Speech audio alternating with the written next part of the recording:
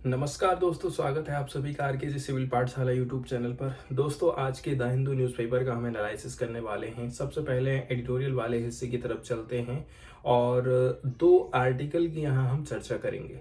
पहले नंबर का आर्टिकल हम डिस्कस करने वाले हैं, ये पार्टिकुलरली हेट स्पीच से रिलेटेड है। आज के समय में देखा जाए, जब से बीजेपी की सरकार बनी है सेंट्रल लेवल पर, तो आप देखेंगे ना, तो जो हिंदू और मुस्लिमों के बीच में कहना चाहिए हेट स्पीच काफ़ी बढ़ गया है। और हम यहाँ तक देखते हैं ये आखिर हो क्यों रहा है, क्योंकि जो बड़े बड़े लीडर हैं ना, वो लोग ही हेट स्पीच देते हैं, तो छोटे लेवल पर, छोटे नेताओं के लेवल पर ये कोई आम बात हो जाती है। और जाहिर सी बात है, जब आपके हाथ में सत्ता है तो पुलिस भी कुछ नहीं कर सकती है, पुलिस भी आपके खिलाफ में केस दर्ज नहीं करेगी। हेट स्पीच से जुड़ा मामला यहाँ पर डिस्कस किया जाएगा पहले आर्टिकल में। इसके बाद एक और आर्टिकल है जिसको हम यहाँ पर डिस्कस करने वाले हैं। इस आर्टिकल के माध्यम से हम देखने वाले हैं कि कैसे करके हमारे देश में अभी हाल फिलहाल में देखा जाए, इंडिया का कहना है कि अगला जो ओलंपिक का होस्टिंग है ना, वो इंडिया करेगा। प्रधानमंत्री नरेंद्र मोदी ने ये बात कही थी। अब हम कितना तैयार हैं इस चीज के लिए? हमारे राज्यों के पास क्या इंफ्रास्ट्रक्चर है कि हम इतने बड़े ओलंपिक खेलों का आयोजन करा सकें? और कैसे करके हमें और भी ज़्यादा प्रयास करने पड़ेंगे? पूरी यहाँ पर हम हिस्ट्री देखेंगे कि भारत कब से प्रयास कर रहा है कि हम ओलंपिक हमारे देश में ही एक बार कम से कम होस्ट कराएं। बहुत सारे खिलाड़ियों को हर साल हम भेजते हैं, भले ही हम मेडल में पीछे रह जाते हैं, लेकिन कुछ ना कुछ मेडल हम प्राप्त कर पाते हैं, तो भी ये भारत के लिए एक गौरव की बात हो जाती है। भारत ने बहुत सारे प्रयास किए हैं ताकि निचले लेवल से, ग्रामीण लेवल से, स्कूल लेवल से बच्चों को उठाया जा सके और उनको सीधे ओलंपिक तक हम लेके जाएं। खेलो इंडिया जैसे प्रोग्राम भारत सरकार की तरफ से चलाए गए हैं, जहां पर बच्चों की कौशल का परीक्षण किया जाता है, उनकी टेस्टिंग करी जाती है और उन बच्चों को फिर ओलंपिक के लिए भारत तैयार करता है। तो ओलंपिक से रिलेटेड ये मुद्दा हम देखने वाले हैं, साथ ही साथ हेट स्पीच से रिलेटेड मुद्दे की यहाँ पर हम चर्चा करेंगे। शुरुआत करते हैं दोस्तों इस आर्टिकल की, जो कि हेट स्पीच से रिलेटेड है। हेट स्पीच का मतलब ये है, हम कुछ ऐसी बातें बोले या फिर ऐसे भाषण दें जिससे दो धर्म के लोगों के बीच में भेदभाव और भी बढ़ता है, दोनों धर्मों के बीच में हिंसा बढ़ती है, ठीक है। या फिर कुल मिलाकर के देखा जाए, दोनों धर्मों के बीच में, जाति के बीच में, समूह के बीच में हिंसा को उकसावा देने का ये काम करता है। हेट स्पीच के अंतर्गत किन किन चीज़ों को रखा जाएगा, अभी ये डिफाइन करना काफ़ी मुश्किल हो जाता है। अब जैसे कि आप एक के साथ भेदभाव कर रहे हैं और दूसरे को फ़ायदा दे रहे हैं, ऐसा भी हो सकता है आपकी हेट स्पीच। मतलब एक धर्म को तो आप सपोर्ट दे रहे हैं, लेकिन दूसरे धर्म के लोगों को आप सपोर्ट नहीं कर रहे हैं।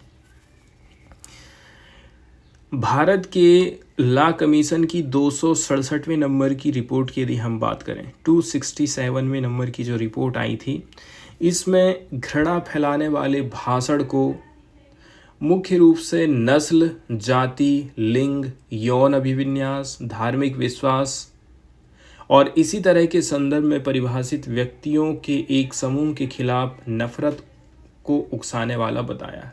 इसका क्या मतलब हो गया है?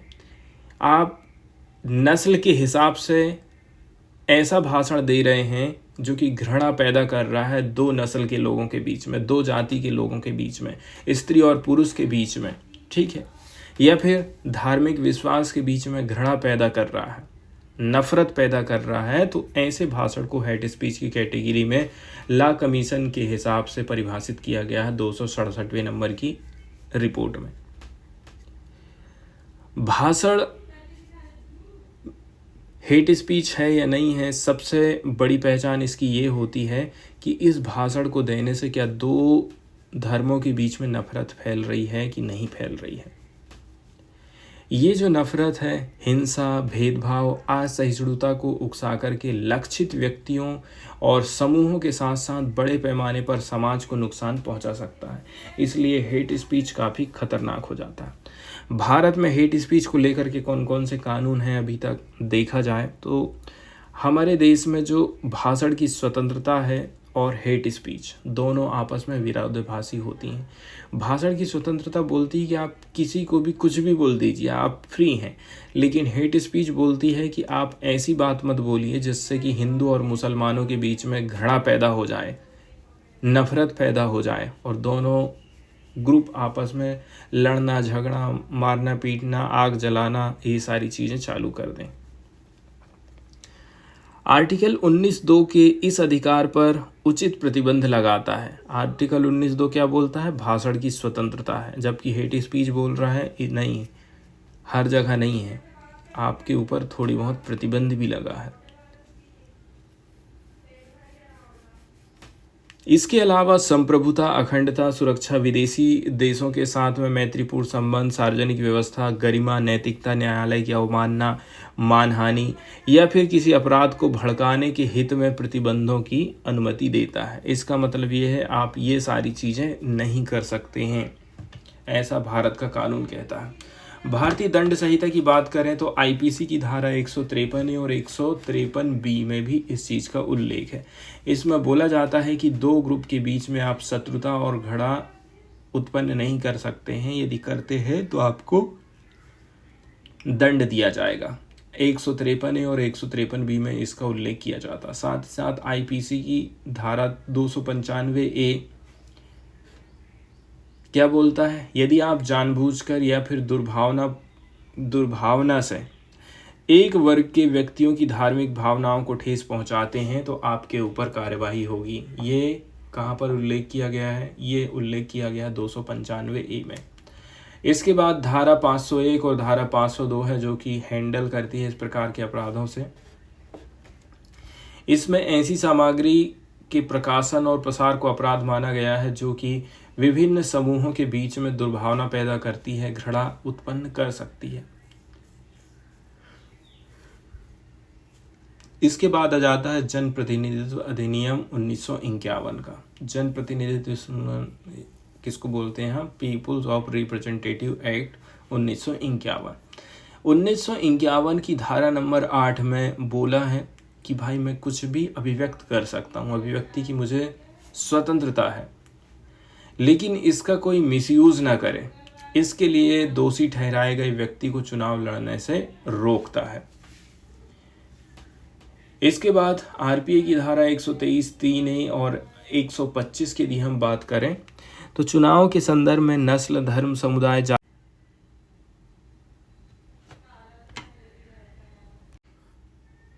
अब हम सीधे चलते हैं आर्टिकल की तरफ और देखते हैं दोस्तों इस आर्टिकल को। तो देखिए हमारे देश के जो इलेक्टेड रिप्रेजेंटेटिव हैं, एग्जाम्पल के तौर पर हम हेमंत बिस्व शर्मा की बात कर रहे हैं जो कि असम के मुख्यमंत्री हैं। अब चूंकि नेशनल लेवल पर बीजेपी की सरकार है और बीजेपी जो है हिंदुत्व को सपोर्ट करती है, और हिंदुत्व को जहाँ पर सपोर्ट किया जाता है ना, फिर वहीं पर हिंदू और मुसलमानों के बीच में झगड़ा चालू हो जाता है। हेमंत बिस्व शर्मा की तरफ से मियाँ मुस्लिम जैसे वर्ड इस्तेमाल में किए गए थे जो कि एक डिस्क्रिमिनेटरी एफ्यूमिज्म है। ठीक है, यूफेमिज्म का अर्थ होता है व्यंजना करना या फिर किसी को उसके बराबर में मान लेना। ये वर्ड बंगाल की मुस्लिम माइनॉरिटी कम्युनिटी के लिए इस्तेमाल किया जाता है। इनको बोला था कि हम जो है अब आप लोग अपर आसाम नहीं जा पाएंगे, हम आप लोगों को यहीं पर रोक देंगे। तो इस प्रकार से जो रिमार्क्स किया गया है उसको डिफेंड करने के लिए आर्टिकल लिखा गया है राइटर की तरफ से। 2024 के जनरल इलेक्शन की यदि हम बात करें तो जो मिस्टर शर्मा है, इन स्पीच आफ्टर स्पीच, एक के बाद एक स्पीच वे लोग दे रहे थे एंड इन्होंने यूज़ किया था रैपिडली कम्युनल लैंग्वेज का, ताकि ये टारगेट कर सकें मुस्लिम लोगों को। With Neri response from election commission of India, he even said Islamophobia is real for many of us. उन्होंने यहाँ तक ये भी बोला कि जो इस्लामोफोबिया है ना, वो हिंदुओं में रियल चीज़ है। पार्टिकुलरली यहाँ पर अस वर्ड बोला गया था, तो वो हिंदुओं के लिए ही है। अब इस प्रकार के स्टेटमेंट जो जारी किए जाते हैं मिस्टर शर्मा के द्वारा, ये ना चीफ मिनिस्टर जो शपथ लेते हैं उसका भी कहना चाहिए उल्लंघन है। अब इन्होंने जो भाषण दिया था, इस भाषण से कैसे करके हेट स्पीच फैली।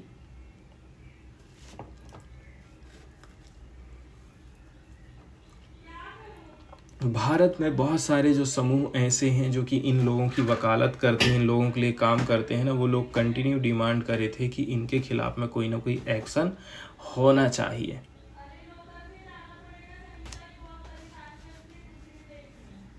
अब आगे हम देखते हैं कि जो यूनियन गवर्नमेंट है एंड बीजेपी की जो लीडरशिप आज के समय में चली।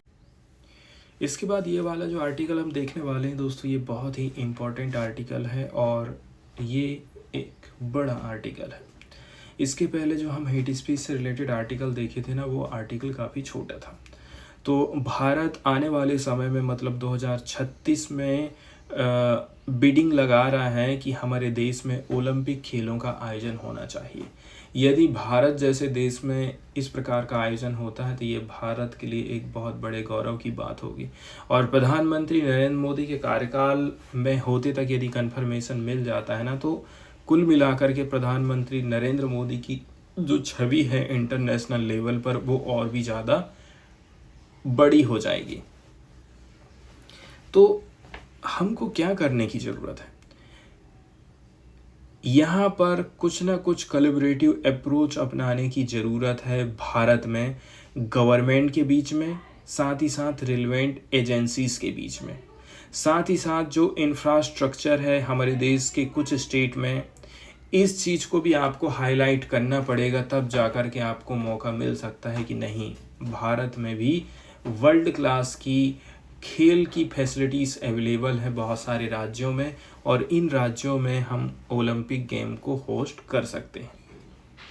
2036 का जो ओलंपिक गेम्स है एंड क्या इंडिया इसको होस्ट करेगा।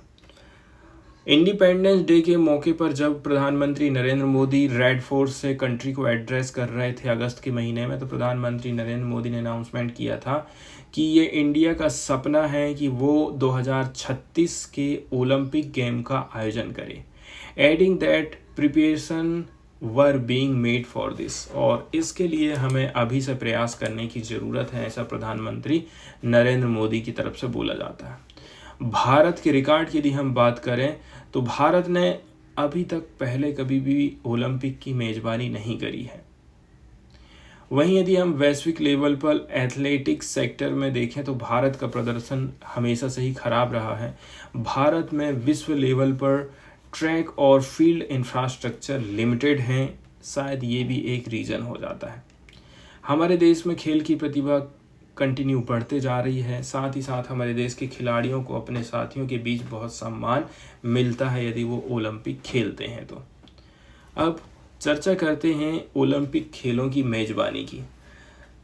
अभी हमारे देश में इंफ्रास्ट्रक्चर खड़ा करना बहुत कुछ बाकी है। उदाहरण के लिए पेरिस में 32 खेल, क्या बोला जा रहा है, पेरिस में अभी जो आयोजन किया गया था ना, तो यहाँ पर 32 किस्म के स्पोर्ट्स हुए थे एंड 329 मेडल के इवेंट्स आयोजित करे गए थे। That bring best athletes in the world on one stage, not to mention the lakh of tourist. आप ये सोच लीजिए कि कितने सारी जो एथलीट्स हैं इसमें पार्टिसिपेट करते हैं। टूरिज्म सेक्टर को तो बढ़ावा मिलता ही मिलता है, साथ ही साथ इसमें बहुत सारे बच्चे पार्टिसिपेट करते हैं। कब से हम लोग बोली लगा के रखे हैं, तो 2019 से ही देखा जाए ना, तो जो बिडिंग के लिए बोली है कंप्लीट ओवरहॉल की इसमें ज़रूरत है। इस प्रकार के जो चेंजेस हम देख रहे हैं, ये चेंजेस हैं पार्ट किसका, इंटरनेशनल ओलंपिक कमेटी का आफ्टर एलिगेशन ऑफ करप्शन, जिसके ऊपर करप्शन का एलिगेशन लगाया गया था। ठीक है, कि साथ ही साथ इसका कनेक्शन था 2016 के रियो में एंड 2020 के टोक्यो ओलंपिक में। इसके अलावा यदि हम सिलेक्शन प्रोसेस की बात करें कि भाई हमारे देश से कितने खिलाड़ियों को भेजना है, तो ये सारी चीज़ें जो है 2021 से ही भारत चालू कर दिया था। उस समय में जो बिडिंग की प्रोसेस थी वो कंडक्ट कराई गई थी ताकि चूज़ किया जा सके ब्रिस्बेन को as the host city for 2032 game. तो 2032 में भी हमको नहीं मिल रहा है, हमको 2036 में मिल रहा है। दिक्कत वाली बात ये हो जाती है। अब यहाँ पर फ्यूचर होस्ट कमीशन का नाम आता है। ठीक है, वहीं जितने भी जो सिटीज़ हैं इसमें पार्टिसिपेट करेंगे, आज के समय में वो इंगेज होके चल रहे हैं confidentially exchange by future host commission की तरफ से। एक डेडिकेटेड बॉडी है जिसको सेटअप किया गया था IOC के माध्यम से। जो FHC होती हैं, FHC मतलब फ्यूचर होस्ट कमीशन। तो जो फ्यूचर होस्ट कमीशन होते हैं वो लोग इंश्योर कर लेते हैं कि हम दोनों जो है सेफ जा रहे हैं, लेकिन ये भी फिजिबिलिटी वाला असेसमेंट हो सकता है।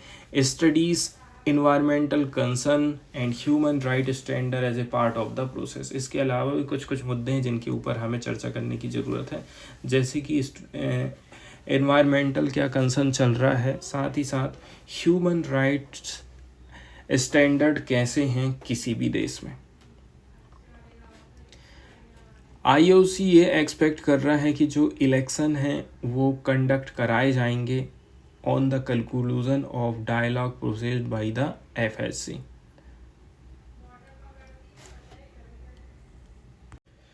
इसके बाद हम समझते हैं कि भारत का इतिहास क्या रहा है, कि हम कैसे करके ओलंपिक की इतनी बड़ी इच्छा रख रहे हैं। तो ओलंपिक के एम्बिशन की तरफ हम आगे बढ़ना चालू किए थे सन 2010 में। न्यू दिल्ली ने होस्ट किया था सक्सेसफुल कॉमनवेल्थ गेम को। तब भरोसा आ गया कि नहीं, हम जो है ओलंपिक का भी आयोजन कर सकते हैं। तो 2010 से ही इसकी शुरुआत हो जाती है। नेशनल स्पोर्ट्स डेवलपमेंट कोड हमारे देश में लाया गया। यूनियन गवर्नमेंट ने रिफॉर्म किया था स्पोर्ट एसोसिएशन के ऊपर। इसके लिए नेशनल स्पोर्ट डेवलपमेंट कोड लाया गया था, जिसको स्पोर्ट्स कोड बोला जाता है। फिर सरकार ने अगला प्रयास करी थी खेलो इंडिया स्कीम के अंतर्गत 2017 में, ताकि ग्रासरूट लेवल पर खेल का जो इकोसिस्टम है उसमें इम्प्रूवमेंट लाया जा सके। खेलो इंडिया स्कीम को लॉन्च किया गया था सन 2017 में। इस स्कीम के अंतर्गत देखा जाए जो फोकस रहा है वो क्या है, अपग्रेडेशन ऑफ स्पोर्ट्स इंफ्रास्ट्रक्चर।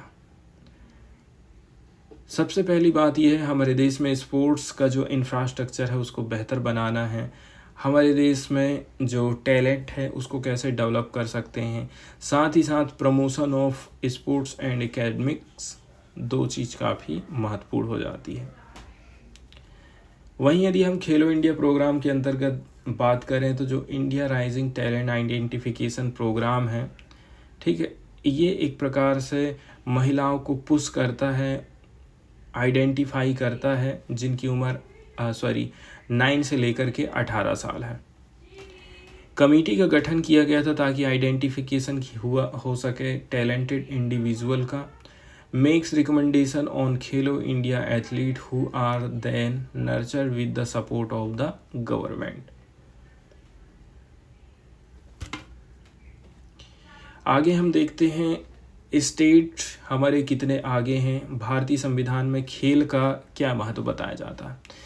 हमारे देश में जो खेल होते हैं वो स्टेट सब्जेक्ट है, ठीक है, एंड इसको इंक्लूड किया गया है एंट्री ऑफ 33 स्टेट लिस्ट के अंतर में 7वें नंबर की अनुसूची में। भारत के राज्य कौन कौन से ऐसे हैं जो कि इंफ्रास्ट्रक्चर के मामले में आगे हैं, तो साउथ वाले स्टेट जैसे कि हम बात करें तमिलनाडु, ये साउथ के कुछ स्टेट ऐसे हैं जो कि बेहतर इंफ्रास्ट्रक्चर लेकर के आए हैं। गवर्नमेंट ऑफ तमिलनाडु ने अनाउंसमेंट किया था एक ग्लोबल स्पोर्ट्स सिटी के कॉन्सेप्ट को।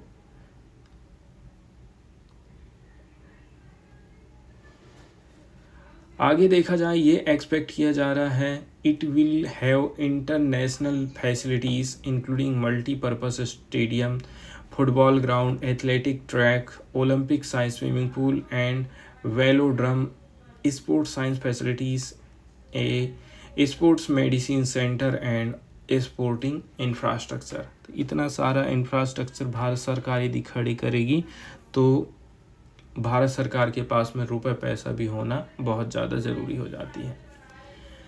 तमिलनाडु काफ़ी बेहतर काम किया है बीच स्पोर्ट्स के मामले में, जैसे कि कोवलम, यहाँ पर जो कोस्टल टाउन है चेन्नई का, उसकी हम चर्चा कर रहे हैं। यहाँ पर इंटरनेशनल सर्फिंग इवेंट का आयोजन किया गया है एंड चेन्नई ने होस्ट किया था इंटरनेशनल बीच वॉलीबॉल टूर्नामेंट सन 2010 में एंड इंटरनेशनल सेलिंग रेगट्टा का प्रोग्राम आया था सन 2014 में। आप इतने ज़्यादा वीडियो देखते हैं तो इससे क्या पता चलता है, सबसे ज़्यादा पैसा कहाँ पर हमारा खर्चा हो रहा है। तो ज़्यादातर हमारा जो पैसा खर्चा होता है हमको पता नहीं चलता है, क्योंकि हम लोग MRP में ख़रीदते हैं, हमको थोक रेट बिल्कुल भी मालूम नहीं रहता है। वहीं यदि हम बात कर लें हमारे भारत के राज्यों में, तो आप ऑलरेडी से देखेंगे भारत के बहुत सारे राज्य बेहतर काम कर रहे हैं। तमिलनाडु ने रिसेंटली 390 ओलंपिक स्टैंडर्ड की इंफ्रास्ट्रक्चर फैसिलिटीज़ को खड़ा कर लिया है। दिल्ली सेकंड नंबर पे आता है और 161 एंड उड़ीसा आता है थर्ड नंबर पर 153 में। दिल्ली है 161, ठीक है। इसके अलावा तमिलनाडु ने होस्ट किया है साउथ एशियन फेडरेशन गेम को सन 1995 में, और जो खेलो इंडिया यूथ गेम 2024 है, ये इन्वेस्टेड यहाँ पर हुआ है काफ़ी कंसिडरेबल इन स्पोर्टिंग इंफ्रास्ट्रक्चर में।